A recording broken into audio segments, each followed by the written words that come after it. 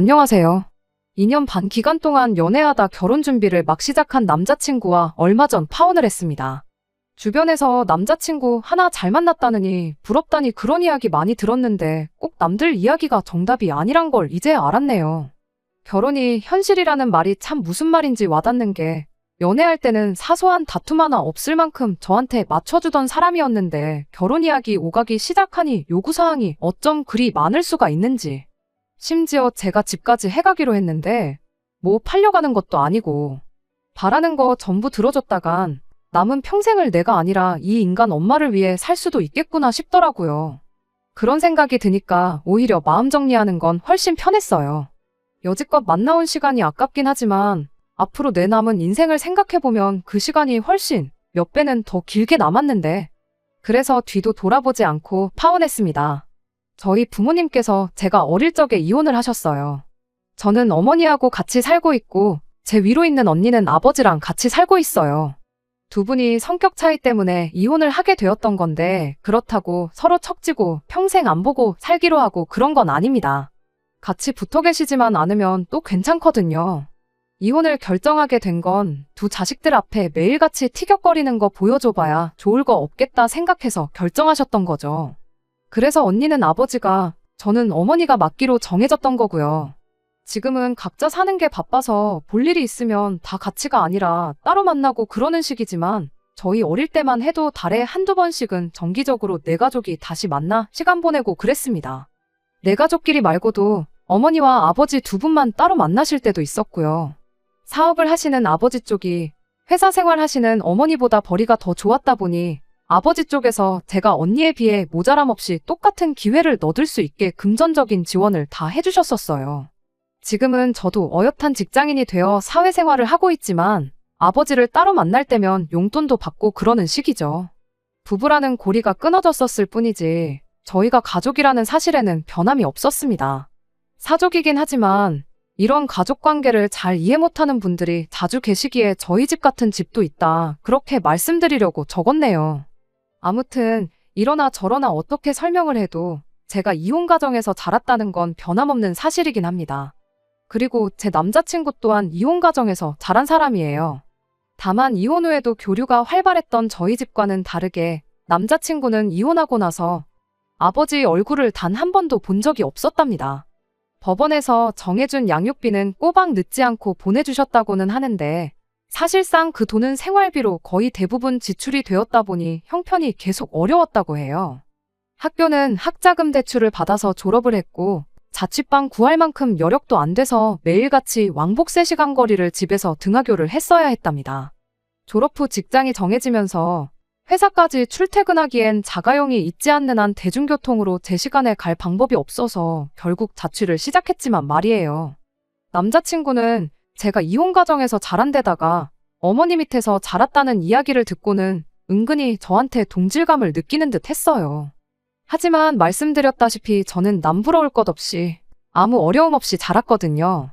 하지만 그렇다고 해서 우리 집은 좀 다르다. 너가 동질감을 느낄 만큼 힘들게 살았던 적 없다 하고 해명을 할 필요는 없었고 굳이 그걸 밝혔다간 남자친구한테 나름대로 상처를 주는 일이지 않을까 싶기도 해서 따로 저희 집 상황에 대해서 이야기를 하지는 않았습니다. 아무튼 그렇게 남자친구와 2년 반의 연애 끝에 두 사람 사이에 결혼 이야기가 오가기 시작했어요. 사람이 워낙에 괜찮은 사람이었다 보니 청혼에 응하긴 했지만 그때 당시에 나름 고민도 많이 되었던 게 바로 경제적인 부분이었습니다. 그때 제가 모아놓은 돈이 4천만 원밖에 없었거든요. 제 나이치고 잘 모은 편은 아니란 건 저도 알고 있어요. 하지만 저도 저지만 남자친구는 저보다 더 없을 수도 있겠다는 생각을 했었어요. 집이 어렵고 학자금 대출을 받아서 학교를 다녔고 그런 이야기를 들었어서 그랬나 무조건 저보다는 상황이 안 좋을 거라 생각했죠. 그래도 설마 모아놓은 돈이 한 푼도 없지는 않겠지 그런 생각이 들 때도 있었습니다. 혼자 고민해서 뭐 답이 나오는 것도 아닌데 결혼하기로 한 만큼 충분히 물어봐도 신뢰가 되지 않는다고 생각해서 결국 남자친구한테 단도직입적으로 이야기를 했어요. 그런데 의외로 남자친구가 제 생각보다 훨씬 더 많은 돈을 모아놓은 상황이었어요. 제가 괜히 색안경을 끼고 안 좋은 생각을 했나 싶고 부끄럽기까지 했습니다. 남자친구가 모아놓은 돈이 1억이 넘었거든요. 1억하고 몇백만 원 수준이긴 했지만 내가 모아놓은 만큼이나 모아놓았을까 생각했는데 그 2배가 넘으니 할 말이 다 없었죠. 액수를 떠나서 그 어려운 상황에 아낄 거 아끼고 욕심도 절제해가며 그 돈을 모았다는 사실이 참 대단하기도 했어요. 진짜 좋은 사람 만나서 결혼하는구나. 그때까지만 해도 그런 생각을 갖고 있었습니다. 그렇게 1억 4천이라는 결혼 자금을 가지고 결혼 준비를 시작했어요. 다만 현실적으로 생각했을 때 그 돈이 결혼하고도 남을 만큼 넉넉한 액수가 아니란 건 알았기에 결국엔 제가 아버지의 도움을 받기로 했습니다. 사실 남자친구가 1억이나 모아놓았다 보니 저도 못해도 반반은 해야 하지 않겠나 싶어 아버지께 손을 벌린 거였는데 아버지께서 원래 저랑 언니 결혼할 때 예전부터 아파트 하나씩은 해줄 계획이셨다는 사실을 말해주셨어요. 그렇게 경기도 북부에 위치한 시세 3억 정도 하는 아파트를 받게 되었습니다. 아버지께서 사업을 하시다 보니 경제적으로 넉넉한 편이긴 하셨지만 예산이 무한한 건 아니었을 테니 서울에 아파트 받는 건 꿈도 못 꿀 일이라 생각했어요. 그래도 저 위치 정도면 저도 그렇고 남자친구도 그렇고 출퇴근하는데 아무 문제도 없고 향후 투자 가치도 제법 있어 보였고 거래도 활발한 곳이라 나중에 정리할 때도 분명히 메리트가 있을 거라는 생각이었습니다. 하지만 막상 집이 그렇게 생기고 나니 또 다른 고민이 하나 생겼어요. 남자친구가 제가 이혼 가정에서 자랐다는 이유로 동질감을 느끼고 있었다 보니 아버지 얼굴도 모르고 지낸다는 남자친구에게 아직 우리 가족은 교류가 활발하다는 이야기를 꺼내는 게 쉽지가 않아서 그동안 따로 말을 안 해주고 있었거든요. 갑자기 아파트가 땅에서 솟아났다고 말하기도 그렇고 그렇다고 아버지가 해주신 집을 가지고 어머니가 해주셨다고 말하기도 모한 상황이었으니까요. 결국엔 그냥 남자친구에게 사실대로 저희 집 상황과 제가 집을 받게 된 경위까지 다 이야기해줄 수밖에 없었습니다. 그런데 제 예상외로 남자친구는 그게 뭐 숨길 일이었냐면서 대수롭지 않게 받아들이더라고요. 오히려 집을 가지고 결혼 생활을 시작할 수 있다는 점이 더 좋은 일 아니겠냐고 자기는 정말 운이 좋은 사람이라면서요. 말하니까 이렇게 후련한 걸 뭐 얼마나 대단한 거라고 여지껏 이 사실을 숨기고 있었나 싶었습니다. 결혼하면서 제가 집을 해오게 되었으니 남자친구가 모아놓은 돈은 식장이나 스드메 같이 결혼식 전반적인 부분에 드는 비용부터 시작해서 신혼집 리모델링과 인테리어 그리고 혼수를 장만하는 데 쓰기로 했어요. 그렇게 하면 제가 낼 비용이 하나도 없는 거나 마찬가지였다 보니 제가 모아놓은 돈은 고스란히 남게 되는 상황이 되었던 거고요. 거기에 남자친구가 모아놓은 돈도 일부 1,000만 원 정도는 남겠구나 싶었습니다. 그런데 남자친구가 저보다 그걸 더 먼저 계산하고 있었던 건지 남은 돈은 전부 현금 예단식으로 해서 자기 어머니한테 드렸으면 좋겠다고 하는 겁니다. 솔직히 그 말이 저한테는 좋게 들리지는 않았어요. 돈이 남았다고 굳이 그 돈을 다 써버리고 저축 하나 없이 결혼 생활을 빵원으로 시작할 필요는 없다고 생각했거든요. 말씀드렸다시피 집 위치도 단점은 최대한 생각 안 하고 좋은 점만 보고 이래저래 타협을 한 거지. 돈은 돈대로 아꼈다가 빨리 더 좋은 위치로 이사 나가는 게 가장 이상적인 계획이 아닐까 싶었고 굳이 그 돈을 남자친구 어머니한테 드리겠다는 것도 솔직히 마음에 들지는 않았어요. 이런 일의 원칙을 따지는 것도 우습지만 상식적으로 돈을 돌려드리면 집을 해주신 저희 아버지한테 돌려드리는 게 맞는 거 아닌가 싶기도 했죠.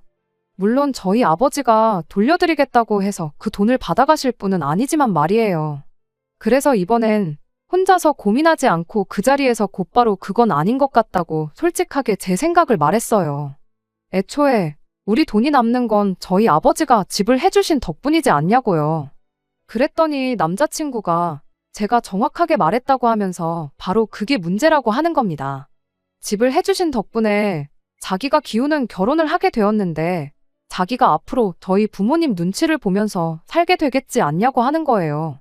말인즉슨 기우는 결혼을 한 만큼 처가 눈치를 보면서 살게 될 텐데 두 분 다 재혼은 안 하신 상황이지만 어쨌든 엄마 쪽도 따로 있고 아빠 쪽도 따로 있는데 제가 또 가족들과 워낙에 가깝게 지내고 있기까지 하니까 자기가 친정을 챙길 일이 있으면 2번씩 챙겨야 한다는 거예요. 명절에 친정을 방문한다고 쳐도 저희 집 따로 아버지 집 따로 가야 하고 어버이날도 용돈 같은 걸 드려야 하는 명절도 뭐가 되었든 간에 부모님을 챙기는 일이 있으면 자기는 앞으로 무조건 2배씩 해야 되는 거 아니겠냐대요. 그런데 그런 자기에 비해 저는 앞으로 우리 엄마 한 사람만 챙기면 되는 거 아니냐고. 자기는 챙길 집이 2집인데 저는 한 집이지 않냐? 너가 봐도 이건 불공평하지 않냐고 우기는 겁니다. 그러니 결혼 준비하고 남은 돈은 자기 어머니한테 현금의 단식으로 전부 드려도 그게 아까운 게 아니라는 거예요. 자기는 돈이 2집으로 나가야 하니 2배로 들 테고 저는 시어머니 한 분한테만 잘하면 되는 거니 결혼 전에 그 정도는 해도 된다는 논리잖아요. 듣다 보니 어이가 없어서 애초에 대리효도 같은 거 바라지도 않고 바란 적도 없다고 각자 부모님은 여태 하던 대로 각자가 알아서 챙기면 되는 거 아니냐고 했습니다. 그렇게 하면 내가 2배로 효도해야 하고 당신은 당신 어머니 한 분한테만 하면 되는 거지 않냐고. 그럼 이제 나한테 더 불공평해진 상황이지 않냐고요. 그리고 그 논리대로라면 지금 남아있는 이 돈은 어머님한테 드릴 게 아니라 우리 부모님께 절반씩 나눠서 드려야 되는 게 맞지 않냐고 따졌죠. 애초에 나는 그럴 생각 없다고 그냥 남은 돈은 남은 대로 우리 미래를 위해 저축하는 게 어떻겠냐고 그렇게 한마디 했어요. 그때는 솔직히 남자친구가 어떻게든 이 결혼에서 이득을 취해보려고 하는 거라는 생각은 하지 않았습니다.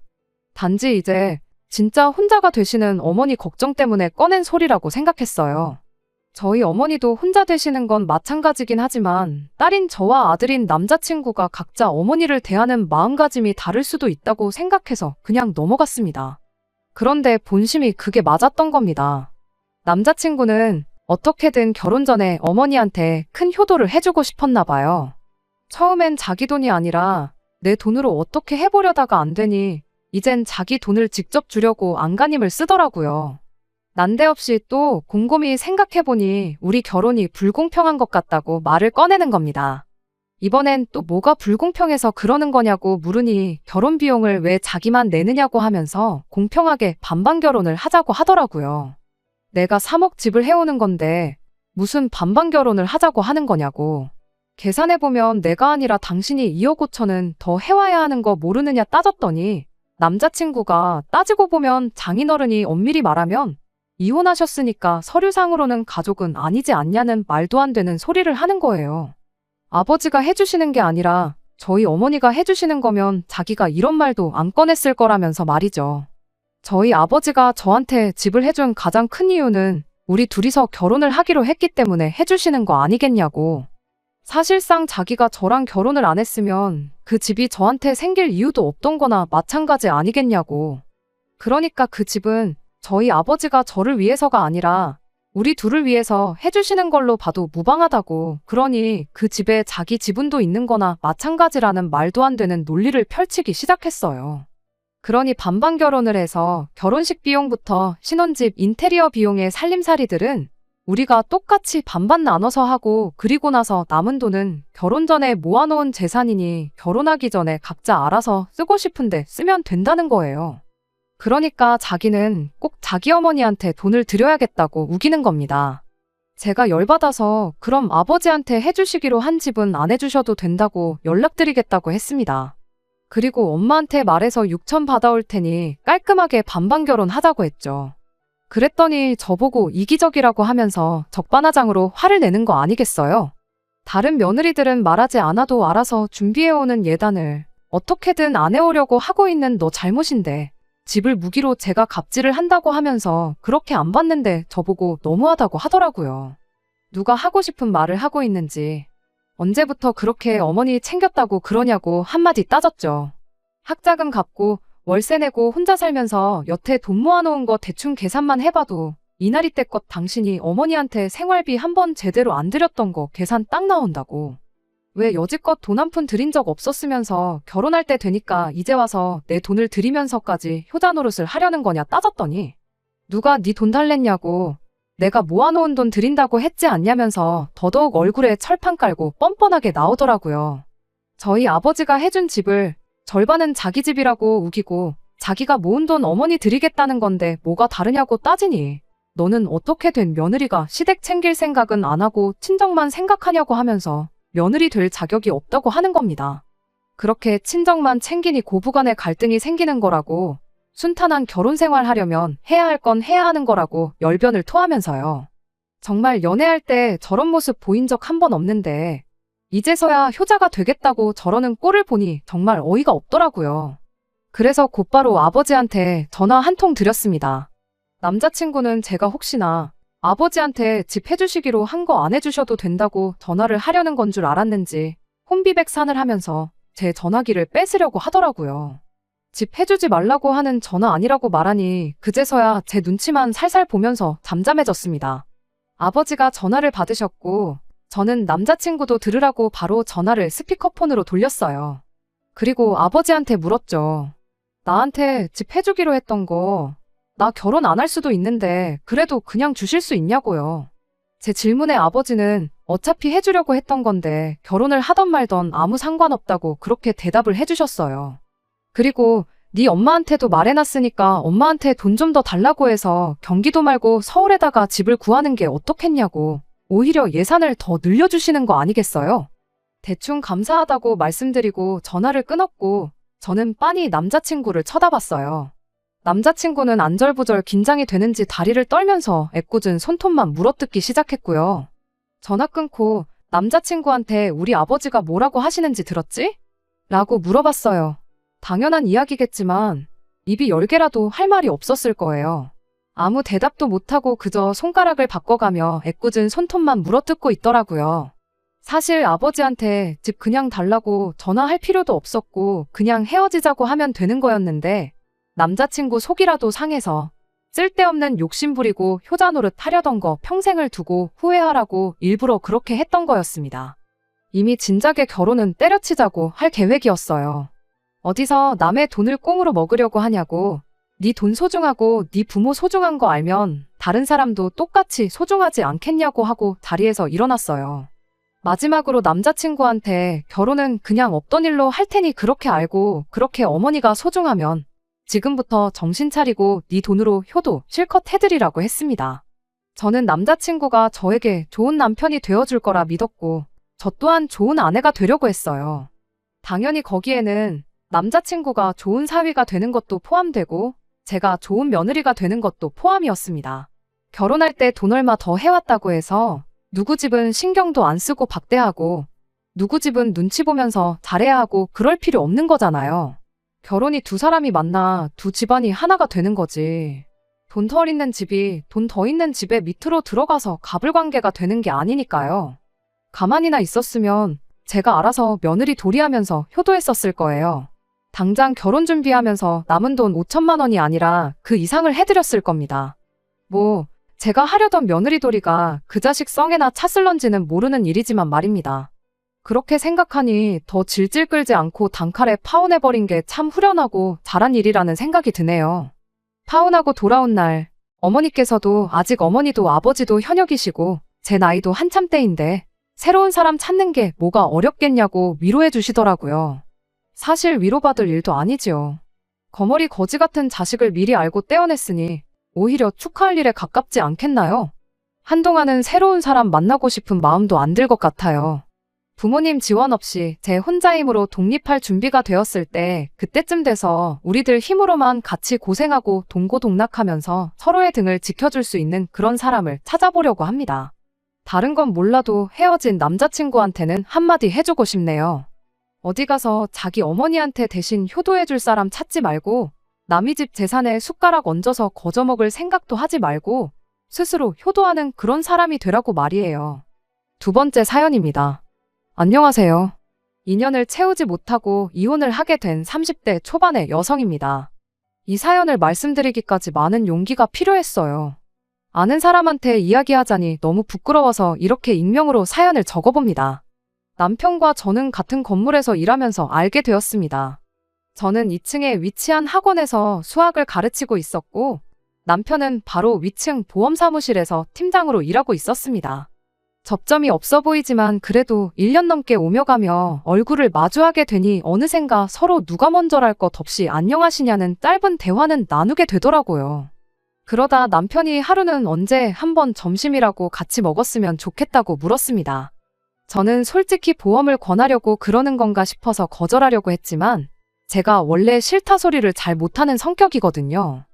자의반 타의반으로 주말에 만나 점심도 먹고 차도 한 잔 마시게 되었는데 보험의 비읍자도 안 꺼내더라고요. 그러더니 오래전부터 저한테 관심이 있었다면서 정식으로 만나보고 싶다고 했습니다. 남편의 솔직한 말에 마음의 문을 열게 되었고 그날을 계기로 저희는 연인이 되었어요. 그렇게 연애를 시작한 지 1년이 조금 넘었을 무렵 남편이 청혼까지 해왔습니다. 결혼 이야기가 오가면서 양가 어른들도 뵙게 되었어요. 시아버지께서는 서울 근교의 대학 강단에 서시는 대학 교수로 사회적 명망이 있으신 분이셨습니다. 엄청 오래전 일이지만 방송에도 몇 번 나오셨을 정도예요. 비록 결혼식을 올리기 전까지 자주 뵙지는 못했지만 그래도 찾아뵐 때면 항상 저를 웃는 얼굴로 대해주셨고 말씀도 젠틀하게 하셔서 정말 멋진 인품을 가지셨다고 생각했어요.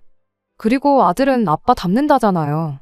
제 남편도 언젠간 저렇게 나이가 들어갈 거라고 생각하니 더욱더 결혼에 대한 확신을 갖게 되었습니다. 혼수나 예단 같은 건 시댁이나 저희 집이나 남들 눈에 부끄럽지 않을 정도로만 하자는데 동의했습니다. 하지만 역시 신혼살림을 할 집이 문제였어요. 시부모님께서는 한 2년만 같이 살자고 하셨습니다. 저에게 가풍도 익히고 한가족으로서 정도 붙이면 좋지 않겠냐고 하시면서 말이지요. 대신 2년 후에 저희가 독립을 하고 싶다고 하면 그땐 집을 사주신다고 하셨습니다. 솔직히 이때는 시아버지의 실체도 몰랐고 여러모로 손해는 아닌 것 같아서 좋다고 했습니다.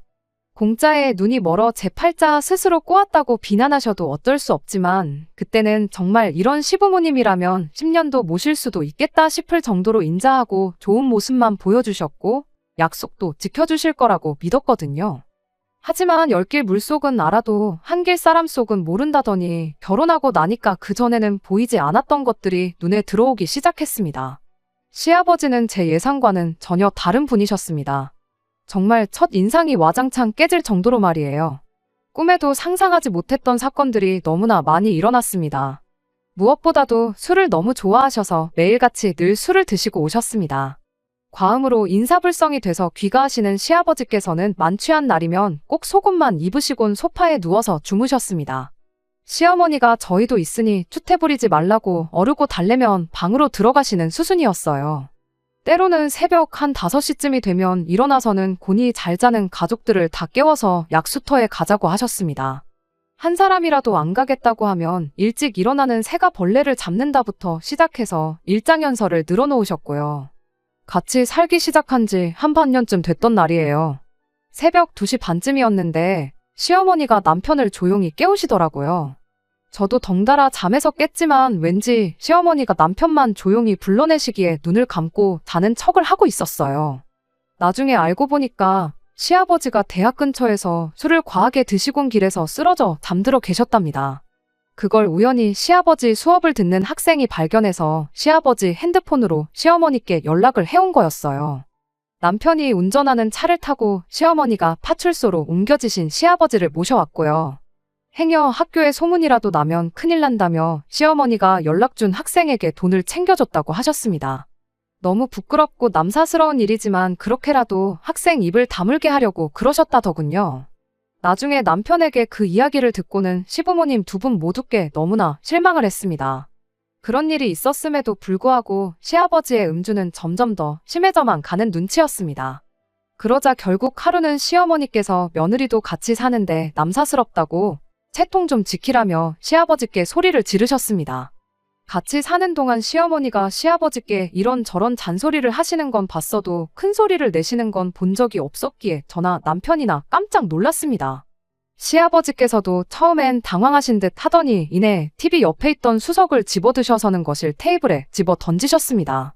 시어머니더러 마누라가 남편을 무시하니 술을 안 마실 수가 있냐면서요. 테이블 유리가 다 깨지면서 집안은 순식간에 난장판이 되었고요. 소리가 어찌나 컸는지 아랫집에서 무슨 일 있냐고 인터폰을 해올 정도였으니까요. 태어나서 한 번도 이런 상황을 직접 겪어본 적 없었던 저는 말 그대로 심장이 터지는 줄 알았습니다.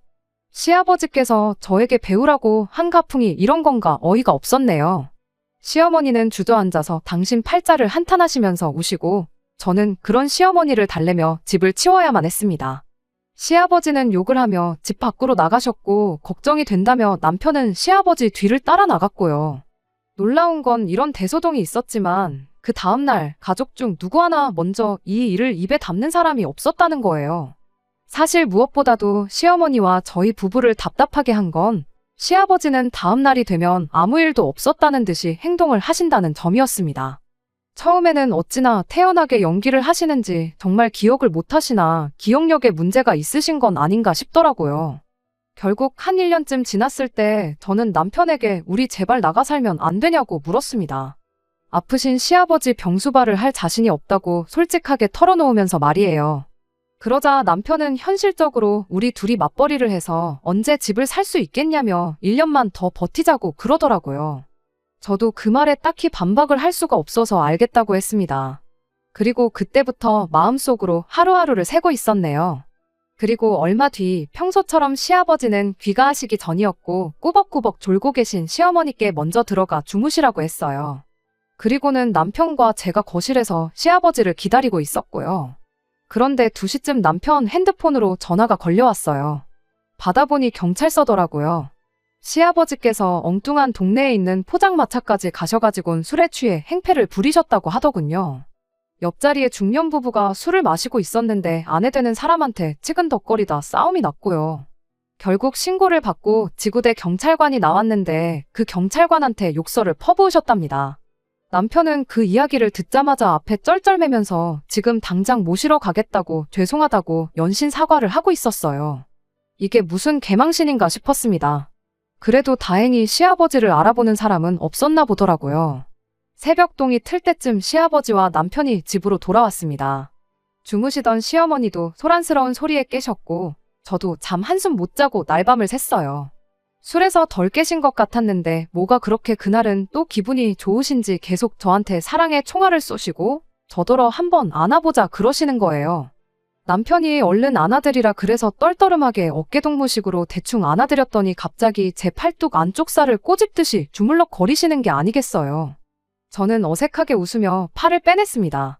그러자 또 어딜 가려고 그러냐며 제 손목을 잡아 끄시더니 제 팔뚝살을 또 만지려고 하시는 거예요. 그 순간 더는 아니다 싶어서 제가 시아버지께 왜 자꾸 만지시냐고 아프다고 그러면서 정색을 했습니다. 그제서야 시어머니도 왜 당신을 두고 며느리를 귀찮게 하냐며 억지로 시아버지를 모시고 안방으로 가시더라고요. 제가 남편에게 너무 기분 나쁘다고 이건 시아버지 술 깨시면 한번 짚고 넘어갈 문제인 것 같다고 그랬습니다. 그러자 남편은 대수롭지 않다는 듯 왜 일을 크게 만들려고 그러냐며 시아버지가 며느리 예뻐하는 것도 기분이 나쁘냐고 비아냥거리더라고요. 그리고 남편이 이 이야기를 시어머니께도 전달을 했는지 이튿날 회사에 있는데 시어머니께 전화가 걸려왔습니다. 당신들이 딸이 없어서 시아버지가 저를 딸처럼 생각해서 그러는 거니까 너무 기분 나쁘게 받아들이지 말라고요. 하지만 저는 솔직히 시아버지와 며느리 관계를 떠나서 기분이 너무 찝찝했습니다. 하지만 제가 남편과 이혼을 결심하게 된 결정적인 이유는 따로 있습니다. 시아버지의 음주가 결국 저희 부부의 발목을 잡았어요. 10시 정도로 약간 늦은 시간이었지만 음식물 쓰레기를 버리고 자야겠다 싶어서 아파트 1층으로 내려가는데 어디선가 쿵소리가 나더라고요. 놀라서 뛰어나가보니 세상에 시아버지 차가 아파트 화단에 처박히듯 올라타 나무를 받은 것 같더라고요. 제가 시아버지께 괜찮으시냐고 물어보려는 순간 술 냄새가 진동을 하는 걸 한 번에 알 수 있었습니다. 시아버지께 술 드시고 운전하신 거냐고 그러니 그건 저더러 알바 없다면서 저한테 앞이 찌그러진 차에 타라고 하시더라고요.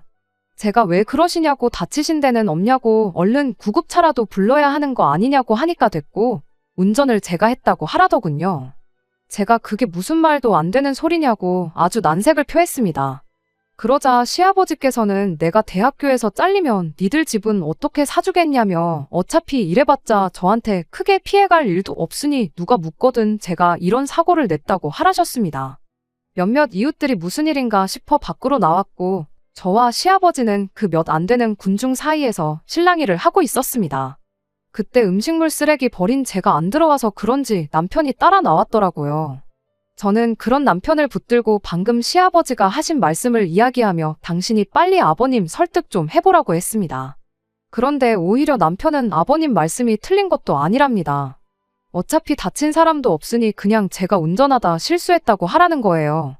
제가 음주운전을 하고 집에 오신 건 범죄라고 절대 협조해드릴 수 없다고 했어요. 그러자 남편은 네가 학원 선생이지 무슨 성인군자냐며 그럼 너는 시아버지가 면허 취소라도 되는 걸 바라는 거냐고 묻더라고요. 그 순간 저는 이 부자지간에게 참교육을 해줘야겠다는 생각이 번뜩 들었습니다. 그래서 경찰을 불렀습니다. 제가 경찰을 불렀다고 하자 시아버지가 이게 무슨 배워먹지 못한 짓거리냐며 얼른 다시 전화해서 못 오게 하라시더군요. 남편도 어떻게 며느리가 시아버지를 신고하냐며 제정신이냐고 화를 냈습니다. 저는 남편에게 이번엔 남으로 그쳤지만 다음에는 진짜 사람이 다칠 수도 있다고 저런 분에게선 면허를 뺏는 게 모든 사람을 살리는 길이라고 설득을 했지만 남편은 들으려조차 하지 않았습니다. 급기야 남편은 먼저 저에게 이따위로 하면 이혼이라고 으름장을 놓더라고요. 그제서야 저도 정신이 들었습니다. 맨날 술 먹고 개가 되는 시아버지도 문제지만 그런 시아버지를 매번 받아주는 시어머니와 남편도 똑같은 사람들이라는 걸요. 저는 남편에게 바라던 바라고 헤어지자고 받아쳤습니다. 막말로 애도 없는데 헤어지지 못할 이유가 없었으니까요. 저는 당황한 부자를 그렇게 두고 집으로 올라와 급한 대로 제 짐을 챙겨서 나왔습니다. 시어머니는 이게 무슨 짓이냐며 아무리 그래도 그렇지 어떻게 아녀자가 기분 따라 집을 나왔다 들어갔다 하냐며 나가는 건 제 자유여도 들어오는 건 아니라고 소리를 치시더라고요. 그래서 저도 다시 들어올 일은 없을 거라고 걱정 마시라고 했습니다.